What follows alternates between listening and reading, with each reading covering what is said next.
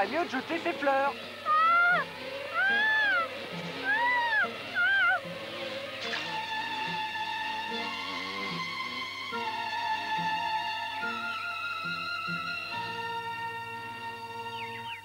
Tu vois bien? C'est au nectar des fleurs qu'elle s'intéresse, pas à toi. Au nectar? Tiens, goûte un peu. C'est drôlement sucré. Fabre a commencé à s'intéresser aux insectes à partir du moment où il a goûté du miel d'abeille. Qui ça? Fabre? Oui, le savant Henri Fabre. Il a écrit Souvenirs entomologiques. Ah bon?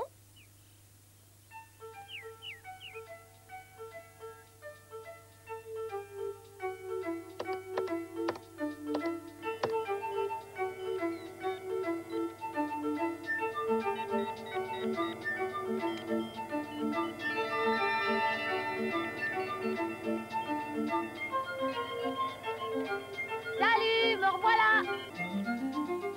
Salut Henri! Vous voulez en savoir plus sur Fabre et sur les insectes? Allons-y, hop là!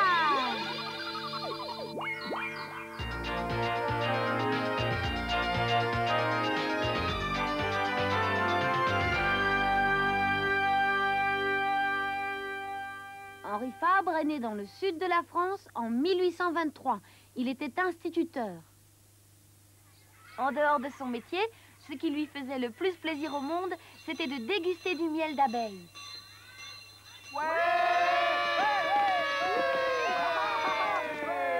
Oh!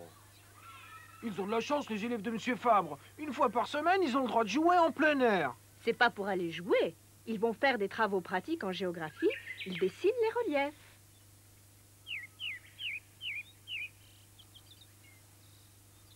Un peu plus à droite.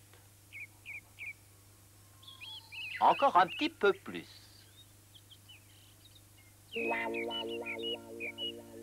Mais... Hein? Qu'est-ce que tu fais, toi, là-bas?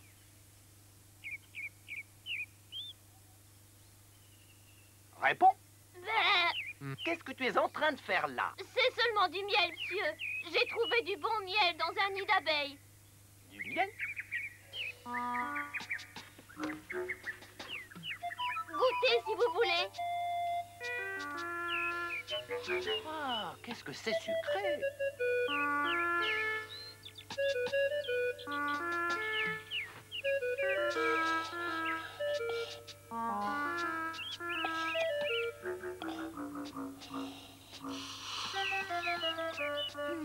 Je devrais mieux comprendre comment les abeilles fabriquent le miel. Regardons dans Histoire des arthropodes. Ah, le voilà. Cette abeille fait son nid sur une pierre recouverte de boue. Elle engrange le miel dans les trous pour nourrir les larves qui deviendront à leur tour des abeilles. Vous n'allez tout de même pas acheter ce livre, monsieur Fabre. Bien sûr que si, mais pourquoi pas ordi? Il est très cher. Vous allez dépenser en une fois tout votre salaire d'un mois. J'économiserai. Et c'est ce livre qui déclencha chez Henri Fabre la passion de l'étude des insectes. En le lisant, il entendit pour la première fois parler d'un professeur du nom de Léon Dufour. Voici le bureau qu'utilisera Henri Fabre jusqu'à sa mort. Il ne pouvait se consacrer entièrement à l'étude des insectes, car il avait besoin de son salaire d'instituteur pour vivre. Pas vrai, monsieur Fabre? Quoi? N'étudier que les insectes? Ah, c'est mon rêve. Mais je dois à la fois gagner ma vie et poursuivre mes études.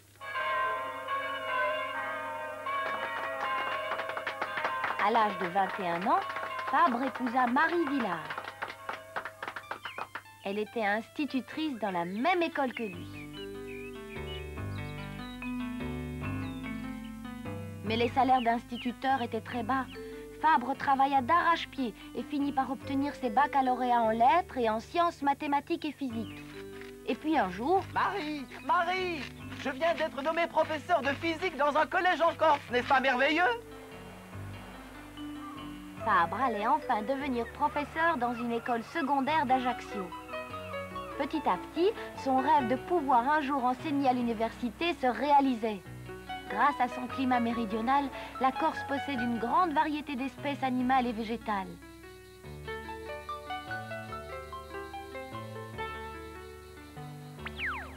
Fabre s'intéressa alors aux différentes sortes de coquillages et il se mit dans la tête de les classer par catégorie. Oh! Ah! Eh, vous n'êtes pas très délicat.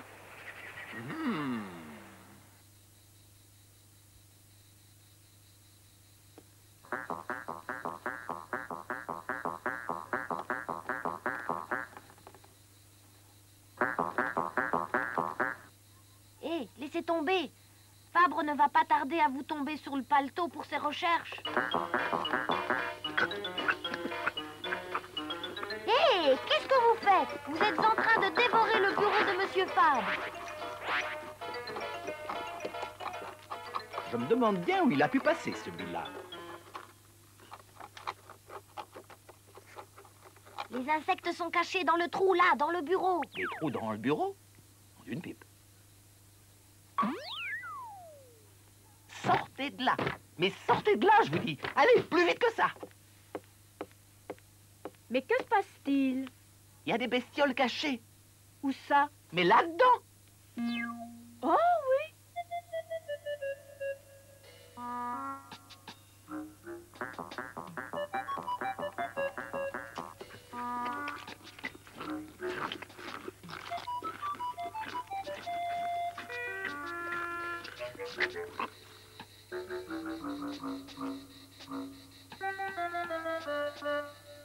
Ah, quel bon vent vous amène, monsieur le maire. Mon cher Fabre, je suis venu vous présenter le professeur Moquin-Tendon. J'espère que vous allez pouvoir l'aider. Le professeur Moquin-Tendon de l'université de Toulouse. Lui précisément, il est venu spécialement en Corse pour mener des recherches, mais malheureusement l'hôtel est complet. Je me permets de vous demander si vous pourriez l'héberger quelque temps. Avec joie, mais j'avoue que ma maison n'est pas très confortable. Vous êtes tout à fait aimable, et du moment que j'ai un toit, vous savez... Bien. Monsieur Fabre étudie les animaux et les plantes. C'est un grand passionné et un homme de talent aussi. Fort bien. Étudier, oh, je m'intéresse beaucoup à tout cela, mais ce sont plutôt des collections. Pendant le séjour du professeur Moquin-Tendon, Henri Fabre lui fit visiter la Corse. Le professeur était un naturaliste exceptionnel et il lui fit découvrir beaucoup de choses pour qu'il décrive joliment l'histoire naturelle. Veuillez nous excuser, nous ne sommes pas très riches et le repas est très modeste. Oh, des escargots comme c'est gentil, j'adore ça. Écoutez, pour vous remercier de l'accueil que vous me réservez, je voudrais vous montrer quelque chose de très étonnant, monsieur Fabre, et vraiment passionnant, vous verrez. Passionnant? Parfaitement, mais terminons d'abord notre dîner. Marie, auriez-vous l'amabilité de me prêter des ciseaux? Bien sûr! Ainsi que 2 aiguilles, un plat et un peu d'eau.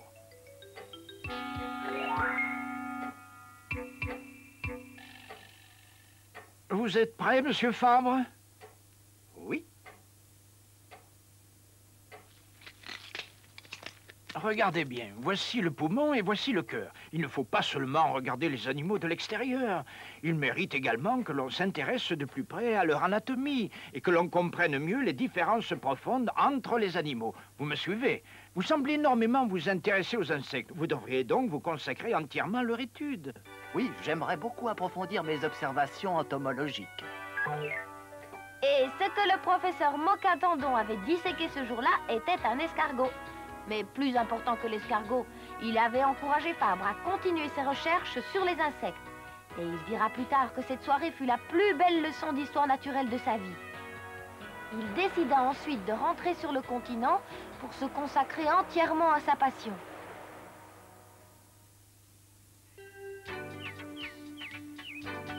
Rentré de Corse après avoir vécu 4 ans là-bas, Fabre s'installa dans la région d'Avignon, où il avait tout loisir de se livrer à ses études et à ses observations.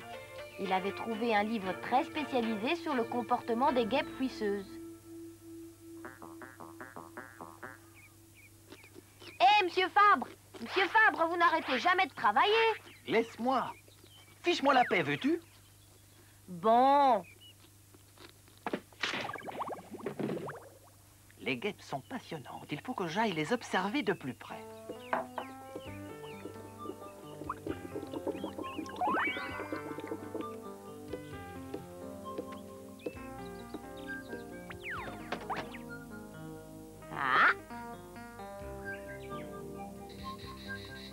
Fabre alla observer une espèce de guêpe très étrange. En effet, elle paralyse leurs proies en leur injectant un venin et les transporte ensuite dans leur terrier, se servant de leur corps inerte pour y pondre leurs œufs. Ah, il doit y avoir un terrier de guêpes par ici.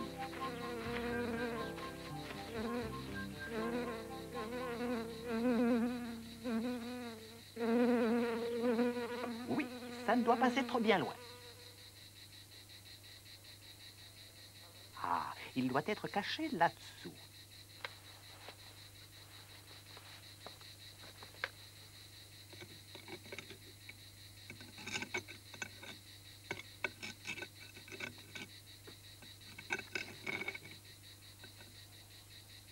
Ah, le voilà, ce fameux terrier de guêpes. Exactement comme décrit dans le livre, n'est-ce pas? Oui, oui. La victime, un coléoptère, a l'air d'être bien conservée. C'est curieux, le livre disait qu'il devait être mort suite à la piqûre de la guêpe. Oh non, s'il était vraiment mort, il devrait être complètement pourri. Or, ce n'est pas le cas. Je dois éclaircir tout ça.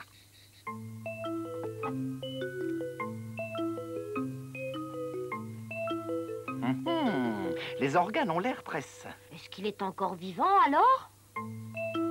Dur à croire. C'est curieux. Il était vivant, mais complètement paralysé. Je vais tenter une expérience en prenant un autre coléoptère et en le plaçant près d'un terrier de guêpes.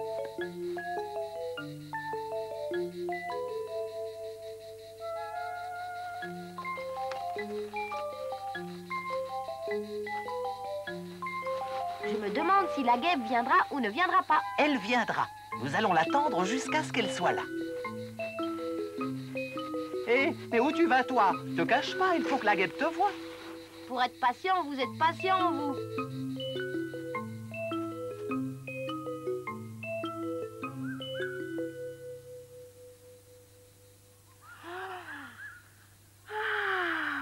Monsieur Fabre, elle ne viendra pas. On reprend ça demain matin? Oh, la voilà.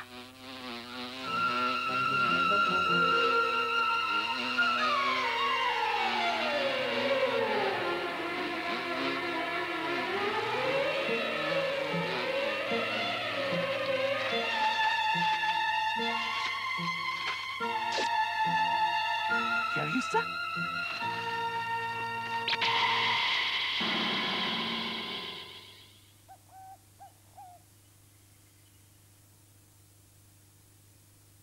Quelle surprise! Le trou n'est pas plus grand que celui d'une aiguille. Et la carapace n'est pas du tout abîmée. Mais pourquoi pique-t-elle toujours à cet endroit-là? Parce qu'en piquant à cet endroit, la guêpe paralyse entièrement le système nerveux du coléoptère. Réessayons sur un autre. C'est quoi ce liquide? De l'ammoniac. Je comprends tout. Vous allez faire la même chose que la guêpe.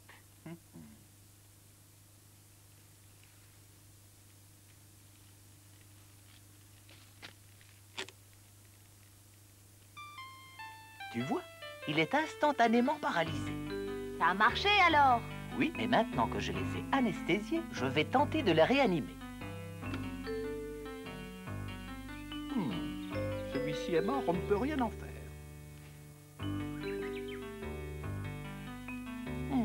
Ah, celui-ci est en bon état.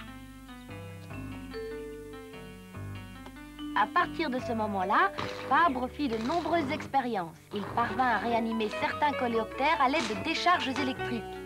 Après de nombreuses observations, Fabre prouva donc que les guêpes ne tuent pas les coléoptères, mais ne font que les paralyser. Fabre décrivit ensuite ses observations et la précision de ses expériences devint un modèle pour tous les naturalistes. Il ouvrait ainsi une nouvelle voie dans l'étude du monde des insectes. Marie, j'apprends que mon rapport a obtenu le prix Montillon. Oh, c'est merveilleux, Henri.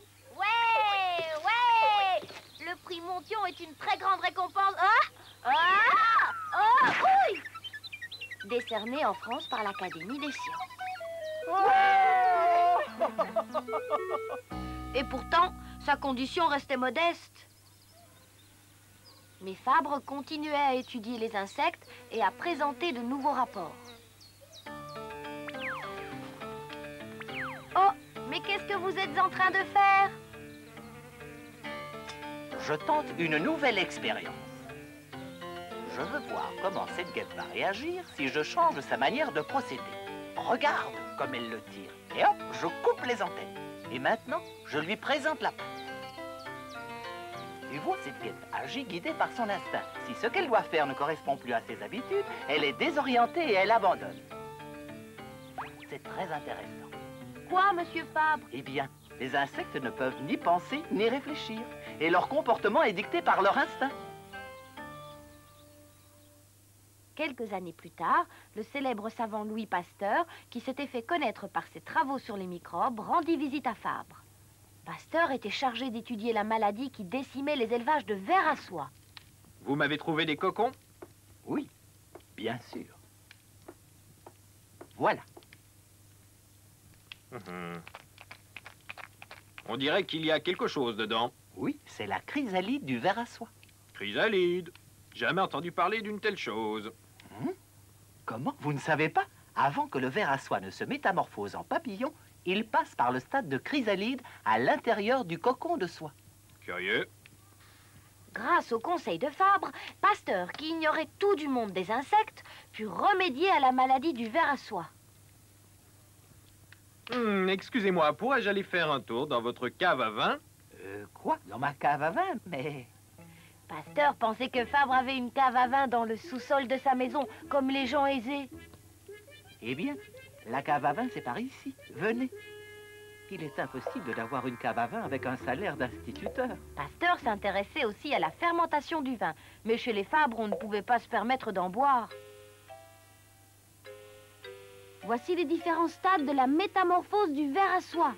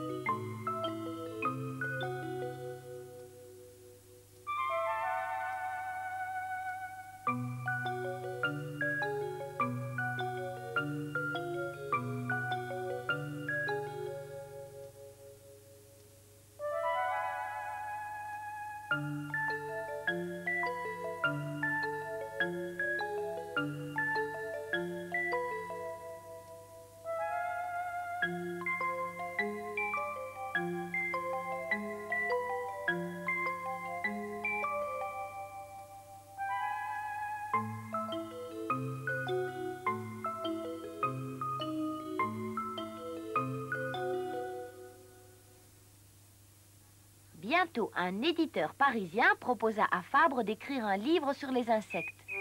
Monsieur Fabre n'écrivait que d'après ses propres observations, et seulement lorsqu'il était sûr de ses idées.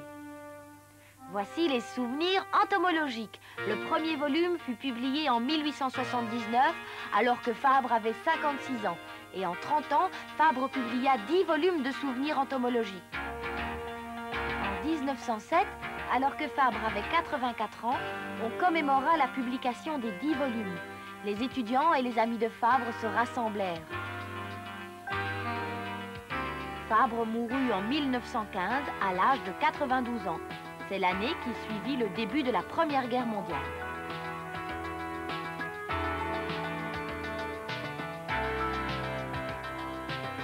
Ce que Fabre nous a appris, c'est qu'il existe des mondes inconnus passionnants, même parmi les toutes petites créatures de la Terre. En étudiant les observations de Fabre, vous verrez qu'il y a des tas de petites créatures et que c'est aussi important de les étudier que de connaître les humains.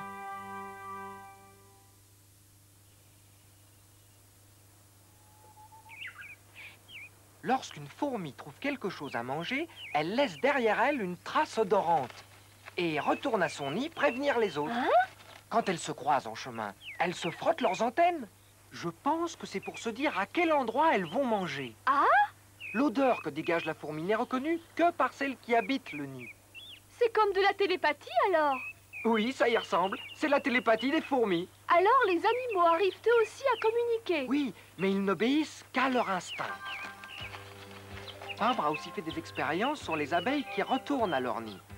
Elles ont fait 4 km et 15 sur 40 sont revenues le même jour.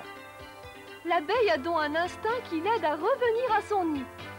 Oui, il a découvert que l'abeille était capable de retrouver la direction de son nid grâce à l'intensité du soleil sur son corps. La nature est vraiment passionnante.